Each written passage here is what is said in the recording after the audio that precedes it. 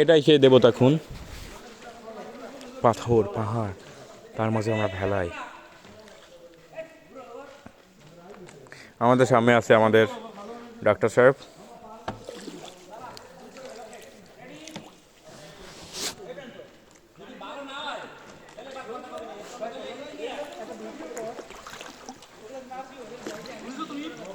না আমি ভিডিও করছি ভাই, ছবি আসবেন না, আমাদের ছবি আসবেন না।